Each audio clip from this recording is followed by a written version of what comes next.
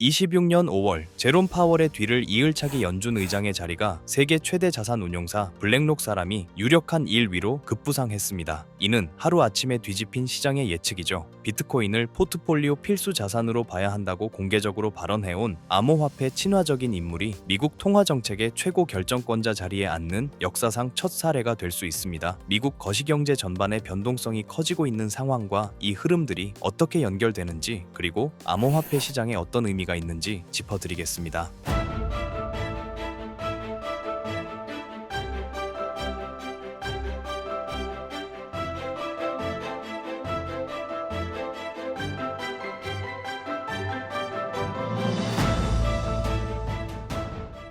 본론에 들어가기 전에 블랙록이라는 회사가 어떤 곳인지 잠깐 짚고 넘어가겠습니다. 블랙록은 세계 최대 자산 운용사입니다. 운용 자산이 10조 달러가 넘습니다. 우리 돈으로 1경 원이 넘는 돈을 굴리는 회사입니다. 월가의 큰 손 중에서도 가장 큰 손이라고 보시면 됩니다. 이 회사의 CEO 레리 핑크는 최근 몇 년간 계속 같은 얘기를 하고 있습니다. 디지털 자산과 토큰화가 블랙록의 향후 수십 년 전략의 핵심이라고요. 단순한 립서비스가 아닙니다. 실제로 블랙록은 비트코인 현물 ETF를 출시했고 이더리움 ETF도 내놨습니다. 토큰화된 머니마켓 펀드도 만들었습니다. 말과 행동이 일치하고 있다는 겁니다. 레리 핑크가 최근 인터뷰에서 한 말을 직접 들어보시면 방향성이 더 명확합니다. 그는 이렇게 말했습니다. 젊은 세대가 암호화폐를 통해 투자를 시작하고 있다. 우리는 이들을 장기 은퇴 상품으로 끌어올 수 있다. 이게 블랙록의 향후 수십 년간 기회다. 그리고 덧붙였습니다. 오늘날 포트폴리오에는 실물 자산이 들어가야 한다. 금, 비트코인, 통화 가치 하락에 대비할 수 있는 자산들이 필요하다. 세계 최대 자산 운용사 CEO가 비트코인을 금과 같은 레벨에 놓고 얘기하고 있다는 겁니다. 불과 몇 년 전만 해도 상상하기 어려웠던 장면입니다. 그런데 더 중요한 건 이겁니다. 블랙록의 최고 투자 책임자 릭 리더가 차기 연준 의장 후보 1위로 떠올랐습니다. 불과 일주일 전만 해도 예측 시장에서 릭 리더가 연준 의장이 될 확률은 3%에 불과했습니다. 그런데 갑자기 40%를 넘어섰습니다. 다른 후보를 제치고 1위로 올라선 겁니다. 무슨 일이 있었느냐? 트럼프 대통령이 릭 리더를 공개적으로 매우 인상적인 인물이라고 평가했습니다. 백악관 경제자문관 케빈 헤셋은 그를 최고의 채권 전문가라고 불렀습니다. 트럼프 대통령은 이미 결정을 내렸고 곧 발표할 거라고 말했습니다. 릭 리더가 누구인지 좀 더 자세히 보겠습니다. 그는 블랙록에서 채권 부문을 총괄하는 최고 투자 책임자입니다. 수조 달러 규모의 자금을 직접 운용하는 사람입니다. 월가에서 채권 시장에 살아있는 전설로 불리기도 합니다. 중요한 건 이 사람의 암호화폐에 대한 시각입니다. 그는 2023년 인터뷰에서 이렇게 말했습니다. 비트코인은 합법적인 금융 도구다. 사람들이 자국 통화의 가치 하락을 걱정할 때, 정부의 과도한 재정 적자를 우려할 때 비트코인은 투자 수단이 된다. 나는 비트코인이 포트폴리오에서 역할을 해야 한다고 강하게 믿는다. 연준 의장 후보 1위가 이런 발언을 공개적으로 해왔다는 겁니다. 만약 릭 리더가 실제로 연준 의장이 된다면 이건 역사적인 전환점이 될 수 있습니다. 생각해 보십시오. 미국 통화 정책의 최고 결정권자, 전 세계 금융시장에 가장 큰 영향력을 가진 자리에 비트코인을 포트폴리오의 해지 수단으로 보는 사람이 앉는 겁니다. 토큰화를 금융의 미래로 보는 사람이 연준을 이끄는 겁니다. 지금까지 연준 의장들은 암호화폐에 대해 대체로 회의적이거나 적대적이었습니다. 제롬 파월도 비트코인을 투기적 자산이라고 여러 번 말했습니다. 그런데 그 자리에 정반대 시각을 가진 사람이 앉을 수 있다는 겁니다. 더 큰 그림을 보면 이렇습니다. 지금 미국에서 암호화폐 친화적인 인물들이 권력의 핵심 자리에 속속 들어가고 있습니다. 대통령부터가 친크립토 성향입니다. 트럼프 대통령은 미국을 암호화폐의 수도로 만들겠다고 공언했습니다.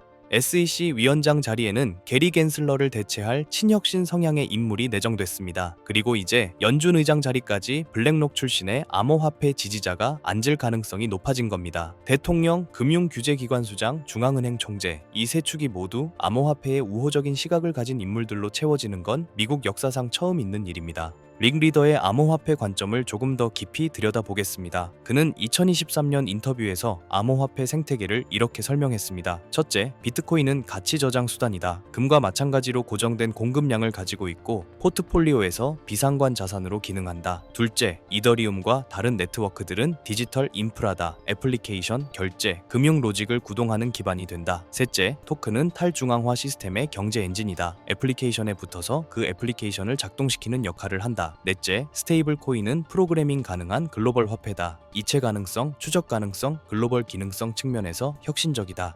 그리고 그가 가장 강조한 건 토큰화입니다. 전통 금융자산을 블록체인 기반 도구로 전환하는 것, 이게 수십 년 만에 본 시장 발전이라고 했습니다. 블랙록의 토큰화 비전을 좀 더 구체적으로 살펴보겠습니다. 레리 핑크가 다보스에서 한 발언이 있습니다. 그는 이렇게 말했습니다. 토큰화로의 이동은 필수다. 아이러니하게도 브라질과 인도 같은 신흥국이 통화의 토큰화와 디지털화에서 세계를 선도하고 있다. 그리고 이렇게 덧붙였습니다. 모든 투자가 토큰화된 플랫폼 위에 있다면, 토큰화된 머니마켓 펀드에서 주식과 채권으로 자유롭게 이동할 수 있다면, 하나의 공통 블록체인 위에서 이루어진다면 수수료를 줄이고 부패를 줄일 수 있다. 핵심은 하나의 공통 블록체인이라는 표현입니다. 레리 핑크가 특정 네트워크를 지목하지는 않았지만 암호화폐 업계에서는 그 후보가 이더리움일 가능성이 높다고 보고 있습니다. 왜 이더리움이냐? 현재 기관들의 토큰화 실험 대부분이 이더리움 위에서 이루어지고 있습니다. 스테이블 코인 발행도 이더리움이 압도적입니다. 실물 자산 토큰화 프로젝트들도 대부분 이더리움 기반입니다.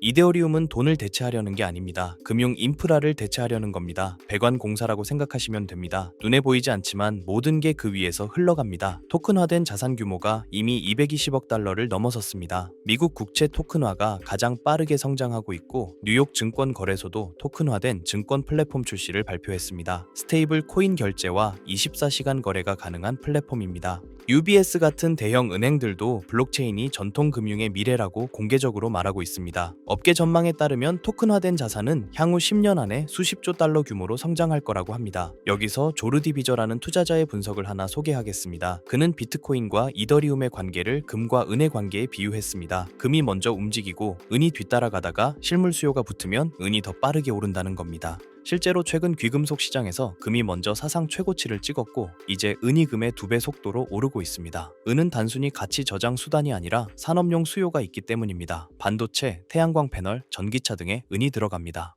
비전은 이 패턴이 암호화폐에서도 반복될 거라고 봅니다. 비트코인이 정당성을 확립하고 기관 자금이 들어오면 그 다음에는 실제 사용 사례가 있는 네트워크, 특히 이더리움이 더 빠르게 성장할 거라는 겁니다. 투기 때문이 아니라 실제로 사용되기 때문에요. 이제 것이 경제 쪽으로 넘어가겠습니다. 트럼프 대통령이 캐나다를 향해 100% 관세를 예고했습니다. 모든 캐나다 상품과 제품에 100% 관세를 부과하겠다는 겁니다. 배경이 뭐냐면, 캐나다가 불과 며칠 전에 중국과 새로운 전략적 파트너십을 발표했습니다. 중국산 전기차에 대한 관세를 낮추고 농산물 시장 접근을 확대하는 내용이었습니다. 트럼프 대통령은 이걸 용납할 수 없다는 입장입니다. 캐나다가 중국 상품이 미국으로 들어오는 우회로가 되는 걸 막겠다는 거죠. 그는 이 문제를 단순한 경제 이슈가 아니라 주권과 국가 안보의 문제로 프레이밍하고 있습니다. 흥미로운 건 트럼프 대통령이 불과 몇 주 전만 해도 캐나다에게 중국과 무역하라고 했다는 겁니다. 캐나다 경제에 도움이 된다면 그렇게 하라고요. 그런데 이제 그 관용이 사라졌습니다. 캐나다가 실제로 중국과 손을 잡으니까 태도가 완전히 바뀐 겁니다. 캐나다 총리 마크 카니는 바이 캐나디안 전략으로 대응하고 있습니다. 국내 투자와 자립을 강조하면서 외부 경제 위협이 커지고 있다는 점을 인정했습니다. 결과적으로 무역 마찰이 다시 수면 위로 올라왔고, 공급망 안정성이 또다시 의문에 처해 있습니다. 미국과 중국 사이에서 어느 쪽에 설 것인가, 전 세계 국가들이 이 선택을 강요받는 상황이 계속되고 있습니다. 국제 무역 긴장이 고조되는 와중에 미국 내부에서도 정치적 리스크가 불거지고 있습니다. 예측 시장 기준으로 1월 30일까지 미국 정부 셧다운이 발생할 확률이 75%까지 치솟았습니다. 4분의 3 확률로 정부가 문을 닫을 수 있다는 겁니다. 문제는 지출 법안입니다. 하원에서 1월 22일에 통과된 법안이 상원에서 막혀 있습니다. 민주당이 국토안보부 예산 644억 달러를 빼라고 요구하고 있습니다. 이민 단속 관련 사망 사건 때문에 정치적 논쟁이 붙었고, 공화당은 순수한 방해 행위라고 비난하고 있습니다. 법안 통과에 필요한 상원 60표를 확보하지 못한 채 시간만 흘러가고 있는 겁니다. 정부 셧다운이 뭐가 문제냐고 할 수 있습니다. 예전에도 여러 번 있었으니까요. 하지만 시장 입장에서 보면 이건 신호입니다. 미국 정부가 제대로 기능하지 못하고 있다는 신호입니다. 예산 하나 제대로 통과시키지 못하는 나라가 세계 기축 통화를 발행하고 있다는 거죠. 이런 상황이 반복될수록 달러와 미국 국채에 대한 신뢰는 장기적으로 조금씩 깎여 나갑니다. 당장 눈에 보이는 변화는 없을 수 있지만 축적되는 리스크입니다. 이 모든 점을 연결해 보면 하나의 그림이 나옵니다. 한쪽에서는 무역 긴장이 고조되고 관세 위협이 재개되고 지정학적 분열이 심화되고 있습니다. 이런 환경은 역사적으로 통화 리스크와 인플레이션 불확실성을 키웠습니다. 다른 한쪽에서는 미국 내부의 불안정성이 있습니다. 예산 싸움과 셧다운 위기가 반복되면서 전통적인 거버넌스가 점점 더 반응적으로만 움직인다는 인식이 강화되고 있습니다. 이게 바로 암호화폐가 성장해온 환경입니다. 혁신 때문만이 아니라 전통 시스템 내부의 스트레스 때문입니다.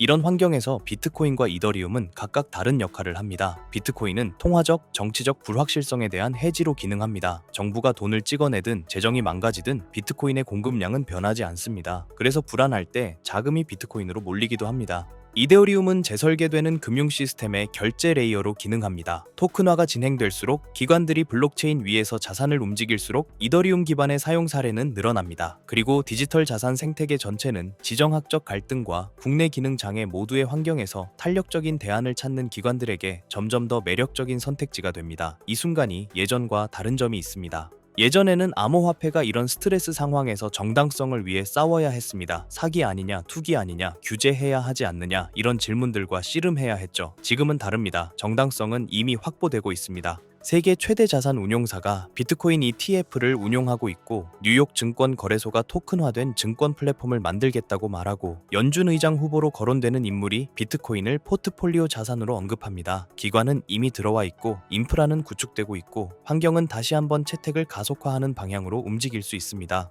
암호화폐가 어디로 갈지 이해하려면 차트만 봐서는 안 됩니다. 정책을 봐야 합니다. 누가 연준 의장이 되는지, SEC가 어떤 규제를 내놓는지, 의회가 스테이블 코인 법안을 어떻게 처리하는지 봐야 합니다. 권력을 봐야 합니다. 블랙록 같은 기관들이 어디에 자본을 배치하는지, 월가가 어떤 인프라를 구축하는지 봐야 합니다. 압력을 봐야 합니다. 무역전쟁이 어떻게 전개되는지, 정부 기능이 제대로 작동하는지, 달러에 대한 신뢰가 유지되는지 봐야 합니다. 정책과 권력과 압력이 만나는 지점에서 암호화폐의 다음 방향이 결정됩니다.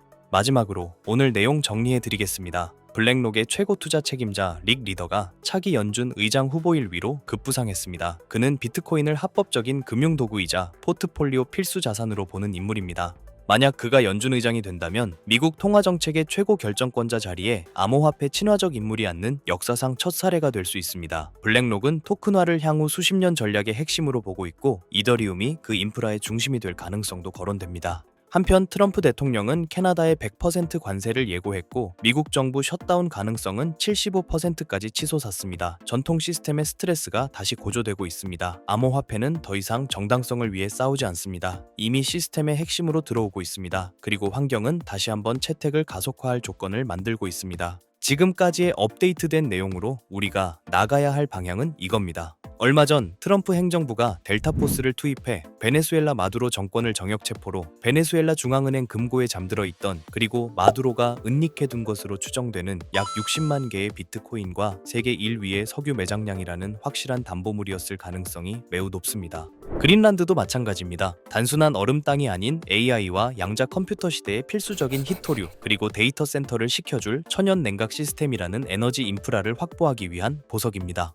최근 트럼프의 행보에서 에너지와 관련된 굵직한 이슈는 일론 머스크의 발상과 연결점이 있는데요. 최근 머스크의 인터뷰에서 이런 말을 했습니다. 미래의 화폐는 달러나 금이 아니다. 결국 전력량, 즉 에너지가 곧 화폐가 될 것이다. 지금까지의 화폐는 신용, 즉 미국 정부가 안 망한다는 믿음에 기반한 종이 쪼가리였으니 말이죠. 하지만 AI가 지배하는 세상에서 데이터 센터를 돌리고 로봇을 움직이는 건 종이 돈이 아닙니다. 전기입니다. 전기가 끊기면 AI도 금융도 비트코인도 멈춥니다. 에너지를 가진 자가 화폐를 발행하는 권력을 쥔다. 이것이 트럼프와 머스크가 꿰뚫어본 에너지 본위제의 본질이에요. 결국 이 모든 건 미국은 지금 달러라는 종이 쪼가리 패권이 저물어가는 것을 인정하고 에너지와 비트코인이라는 새로운 패권으로 갈아타기 위해 국가의 체질을 뜯어고치고 거라고 봅니다. 지금까지의 부자들을 보면 강남의 아파트, 맨해튼 빌딩 같은 부동산 RWA를 가진 사람들이었잖아요. 하지만 트럼프가 대형 투자자의 주택 매입 금지 행정명령 으로 그 문을 닫아버렸어요. 그렇다면 앞으로의 부자는 누가 될까요? 여러분 중 인생을 바꿀 만큼의 부자를 꿈꾸고 계신다면 여기서부터 제가 말씀드리는 내용이 매우 중요합니다. 지금까지 블랙록, 뱅가드 같은 월가 큰손들의 자금 주차장인 미국 주택시장을 트럼프의 행정명령으로 강제로 철거해서 나온 수천조 원의 돈은 어디로 흘러갈까요? 돈은 가만히 있으면 썩습니다. 어딘가로는 반드시 흘러가야 합니다. 부동산만큼 덩어리가 크면서도 아직 저평가된 새로운 그릇이 필요해진 시점에서 미 의회에서는 클래리티 액트에 대한 마크업 심사가 예정되어 있다는 소식입니다. 한쪽에서는 행정명령으로 구시대의 자산인 실물 부동산 매입을 막아버리고 다른 한쪽에서는 법안을 통해 신시대의 자산인 디지털 자산 시장의 문을 열었어요. 그 때문에 지금 말씀드리고 있는 에너지 인프라 RWA를 선점한 사람이 다음 세대의 부자가 될 가능성이 매우 높습니다. 머스크는 방향을 가리키고요. 트럼프는 판을 깔았습니다. 건물들이 아니라 에너지를 봐라. 부동산에서 돈을 빼라. 이 메시지의 월가의 움직임을 보면 가설은 더욱 힘을 얻습니다. 최대 자산 운용사 블랙록의 레리 핑크가 바보라서 가만히 있을까요? 아닙니다. 그들은 이미 DTCC 미국의 탁결 재원과 손잡고 조용히 파이프라인을 깔고 있었을 겁니다. 최근 DTC가 발표한 스마트 나비 프로젝트와 캔톤 네트워크 테스트. 이게 전문 용어라 어렵게 느껴지시겠지만 쉽게 말해서 주식이나 부동산 같은 실물 자산을 코인으로 만들어서 기관들끼리 24시간 거래할 수 있게 만든 고속도로입니다. 이제 감이 오시죠? 결국 트럼프가 그린 큰 그림은 이겁니다. 부동산이라는 아날로그에서 돈을 빼라는 건 우리가 깔아놓은 RWA라는 디지털 고속도로 그 위로 그 돈을 태워라. 여기서 상식적으로 생각해보세요. 블랙록이나 JP 모건 같은 월가 하이에나들이 자신들의 이 경원짜리 자금 흐름을 누구나 지갑 주소만 알면 실시간으로 다 들여다볼 수 있는 퍼블릭 블록체인 위에서 굴리고 싶어 할까요? 온도나 체인링크는 기본적으로 이더리움이나 솔라나 같은 퍼블릭 체인 위에서 돌아갑니다. 블랙록이 지금 1조 원어치 샀네 하고 전 세계가 다 볼 수 있다는 뜻입니다. 기관 입장에서 이건 발가벗고 돈을 옮기는 꼴입니다. 자신들의 포지션이 노출되면 경쟁사에게 공격당하거나 선행 매매를 당할 수 있는데 미쳤다고 그 길을 주력으로 쓸까요? 그러니 냉철하게 생각해서 혹여나 정말 혹여나 유튜브 조금만 검색해도 블랙록이 묻었다 100배 간다 하며 너도 나도 추천하는 RWA 대장주를 들고 있으시다면 죄송하지만 장바구니에 온도 파이낸스나 체인링크 같은 코인들이 담겨 있다면 내려놓는 걸 권장드리겠습니다. 제 말의 본질은 기관 자금의 현금화 혹은 송금 목적으로 자금을 이동시키기 위해서는 반드시 퍼블릭 체인과 만나는 인터체인지를 거쳐야만 합니다. 즉, 기관의 프라이빗 장부와 우리가 쓰는 퍼블릭 블록체인을 기술적으로 그리고 법적으로 연결해주는 유일한 연결고리. 그러면서도 머스크가 강조한 에너지 데이터까지 처리할 수 있는 미들웨어 코인. 이걸 이야기 드리는 건데요. 티커 세 글자를 딱 찍어드리면 속이 시원하시겠죠. 하지만 저는 리딩방이 아닙니다. 여러분께 고기를 잡는 그물을 드릴 거고 기관들의 비밀 문서와 머스크의 발언을 종합했을 때 이 히든 코인은 반드시 다음 세 가지 조건을 충족해야만 할 것입니다. 첫 번째 조건, 기관의 자금은 캔톤 네트워크라는 자기들만의 지하 벙커에 숨어 있습니다. 모건 스탠리가 비트코인, 이더리움 다음으로 솔라나 신탁을 준비하고 있죠. 이게 무슨 신호일까요? 기관들이 캔톤 네트워크 지하에서 굴리던 자산을 밖으로 빼낼 때 가장 선호하는 출구가 바로 솔라나 생태계가 될 가능성이 높다는 뜻입니다. 즉, 여러분이 찾아야 할 코인은 이더리움 계열의 느려 터진 구형 모델이 아니라 기관들의 고속 거래를 감당할 수 있는 솔라나 기반의 인프라 안에 숨어 있을 확률이 매우 높습니다. 두 번째 조건, 머스크의 영수증이어야 합니다. 이게 진짜 핵심입니다. 머스크는 화폐는 전력이라고 했습니다. 그렇다면 미래의 RWA는 빌딩을 쪼개는 게 아닙니다. 발전소에서 생산된 전력, 데이터 센터의 컴퓨팅 파워. 이 무형의 에너지를 실시간으로 블록체인에 기록하고 토큰으로 바꿔주는 기술. 전문 용어로 디핀, 즉 탈중앙화 물리 인프라라고 하죠. 단순히 금융만 연결하는 게 아니라 에너지 데이터를 처리할 수 있는 오라클 기능이 탑재되어 있어야 합니다. 세 번째 조건, 규제 준수 딱지가 붙어 있는가입니다. 클래리티 액트, 이름부터가 명확성입니다. 익명성 뒤에 숨어서 자금 세탁이나 하는 코인들은 퇴출될 위험이 큽니다. 반대로 디지털 신원 인증 기능이 내장되어 있어서 이 돈은 마약 자금이 아니라 삼성전자가 보낸 돈입니다. 라고 꼬리표를 붙여줄 수 있는 화이트리스트 코인. 기관들은 오직 이런 코인만 파트너로 인정할 것입니다.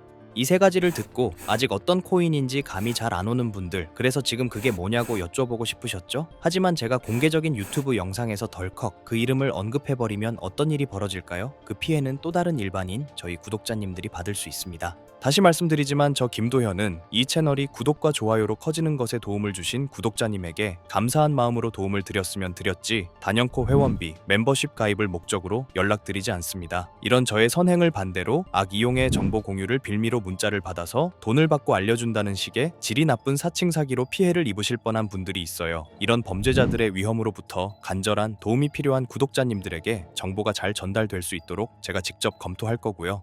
지금 말씀드린 히든 코인의 정보 받으신다고 무작정 담아야 하는 거 아닙니다. 시간이 지나 지금의 가격의 2배, 아니 단기로 10%만이라도 변동되어도 그때 사둘 걸 하실 겁니다. 저는 확실한 목표가를 두고 지금 가격에서 40배 이상의 전망을 보고 있습니다. 100만 원이 4천만 원, 300만 원이 1억 원 이상이 될 큰 파동을 여러분들은 관점과 목표가 없이 가지고 있을 수 있을까요? 제 개인 번호입니다. 이 번호로 전기라고 보내주시길 바랍니다. 제가 꼼꼼히 확인 후 한 분씩 놓치지 않고 꼭 공유 드리도록 하겠습니다. 물론 투자의 최종 판단과 책임은 여러분 각자의 몫입니다. 알려드린다고 강제적으로 진행하라는 뜻이 절대 아니란 거예요. 세상에 무조건 오르는 코인은 없으니까요. 하지만 남들보다 한 발 앞서서 제가 분석한 기관과 캔톤 네트워크의 연결고리에 대한 구체적인 근거와 관점을 미리 참고해보고 싶으신 분들이라면 이야기가 다릅니다. 정말 진지하게 공부하고 대응하실 의지가 있는 구독자분들에게만 공유해드리고 싶습니다.